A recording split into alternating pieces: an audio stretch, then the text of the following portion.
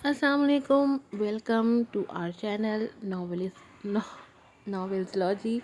میں کیونکہ ناولستان چینل کی بہت عرصے تک وائس ڈب کرتی رہی ہوں تو زبان پہ چڑھتا ہی نہیں ہے ناولزلوجی، ناولستان ہی باہر نکلتا ہے۔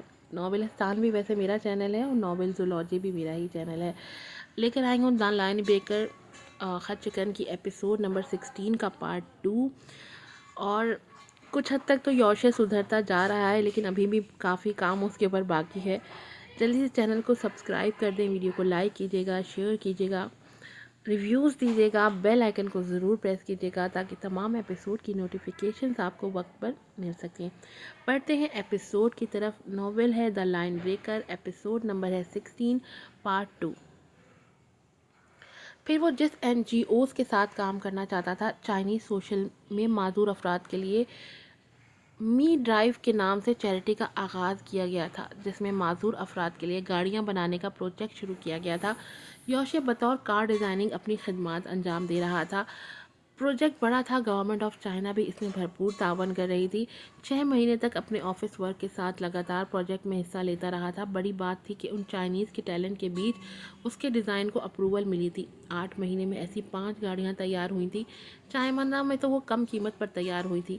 وہ پاکستان میں شجاع کی این جی او سے بھی رابطے میں تھا اور ایسی گاڑیوں کی خواہش شجاع نے بھی ظاہر کی تھی۔ اس سلسلے میں پاکستان کی ایک آٹو کمپنی نے بھی تعاون کیا تھا۔ مینوفیکچرڈ وہ چائنا میں ہی ہوئی تھی، لیکن کار کی ڈیزائننگ یوشے کی تھی۔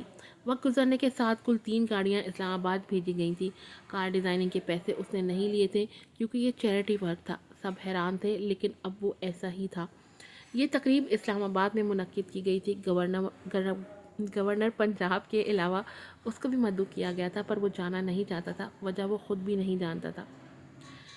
تمہیں جانا چاہیے یوشے، بشیر اسے کہہ رہے تھے۔ میں نہیں جانا چاہتا، اس نے جیسے صاف انکار کیا۔ کیوں؟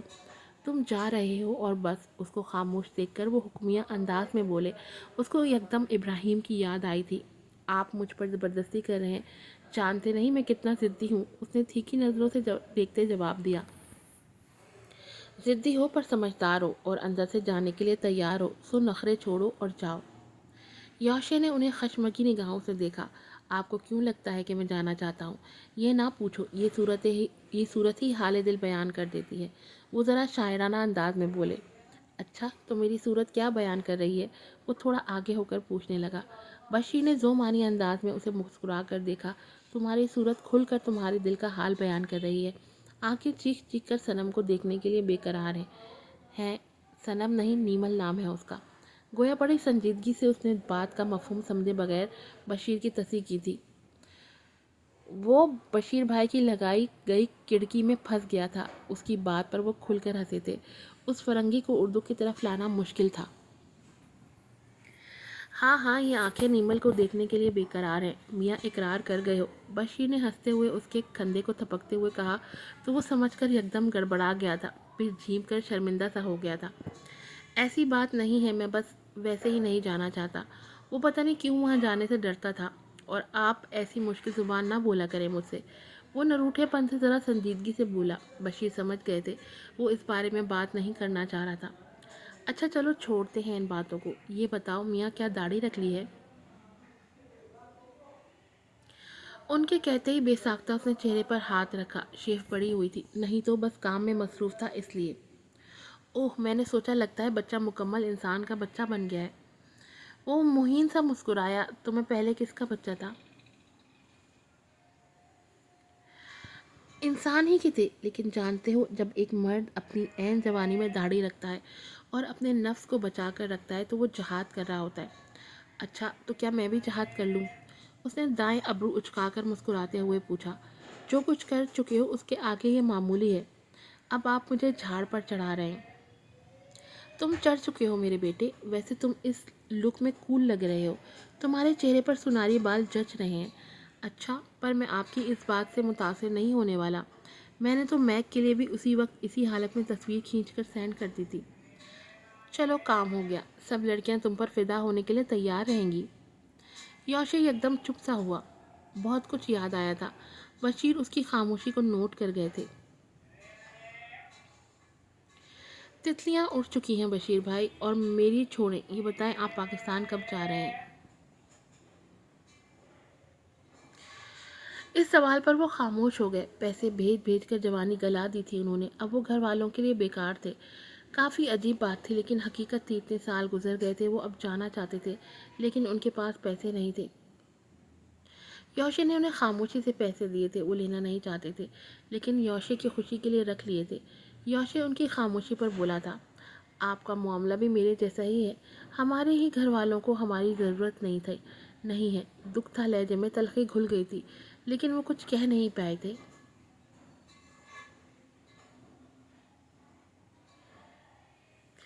पीसी में इब्राहिम साहब की अहम मीटिंग थी। वो हॉल में सोफे पर बैठे थे कि उनका सेक्रेटरी उन्हें फ़ाइल पकड़ाकर चला गया। उन्होंने फ़ाइल खोलकर मीटिंग पॉइंट पर एक नज़र डालकर फ़ाइल को बंद करते हुए सेंटर टेबल पर रखा कि उनकी नज़र फैले हुए मुख्तलिफ मैगज़ीन्स पर पड़ी।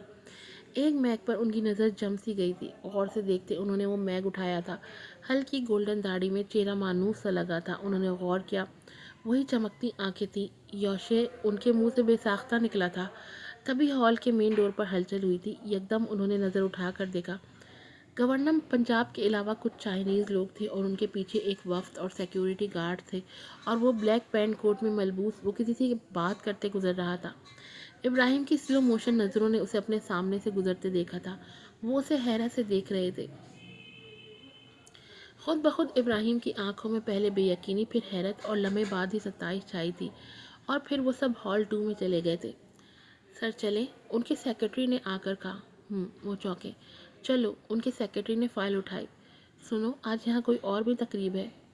जी सर, कोई चैरिटी की तकरीब है, गवर्नर साहब भी आए हैं। चैरिटी? और योशे उलझन ज़्यादा नज़रों से वो बुड़बुड़ाए।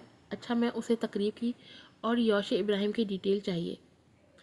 सेक्रेटरी चौंका। योशे से वो वाकिफ़ था।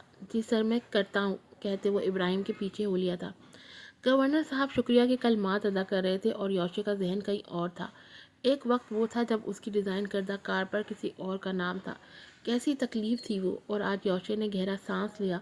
उसी की डिज़ाइन करदा कारें नीचे मेन ग्राउंड में घास पर खड़ी थी। उस लोकी में मेहनत की गई थी, पजीराई जापान में मिली और इज़्ज़त पाकिस्तान में। अल्लाह ने उसे कहाँ और किस ज़रिए से नवाजा था, और वो हैरान था। वो और अल्लाह जिसे चाहे इज़्ज़त दे और जिसे चाहे ज़िल्लत। फिर से सरगोशी हुई थी। ये लाइन आज भी उसकी ज़िंदगी की अक्कास थी। ज़िल्लत और फिर इज़्ज़त के दरमियान का फ़र्क योशे से बेहतर कौन जानता। आज शुक्र से उसकी गर्दन झुकी चली जा रही थी। उसने चेयर पर बैठे शुजा को देखा। ईमान के दर्जे क्या क्या होते हैं, वो अपाहिज शख्स उसे सिखा गया था।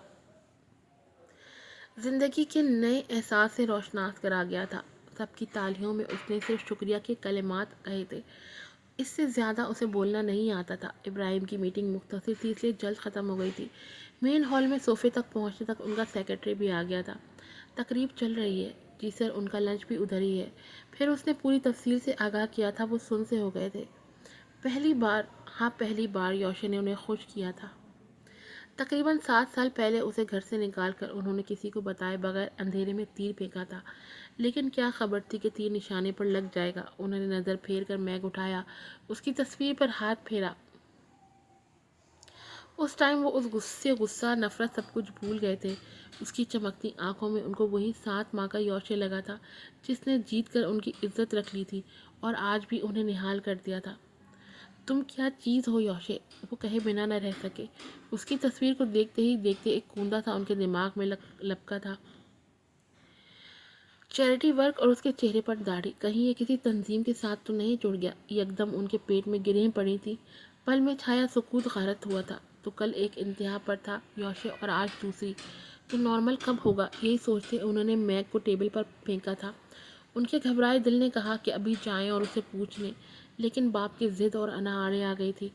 मैं क्यों जाऊं, वो औलाद है, उसे आना चाहिए, उसे झुकना चाहिए। यहाँ तक तो आ गया है, देखता हूँ कि मेरे पास आता है कि नहीं। सख्ती से सोचते उन्होंने बाहर की तरफ कदम बढ़ा दिए थे।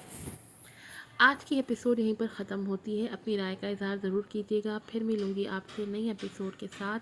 अस्सलाम वालेकुम।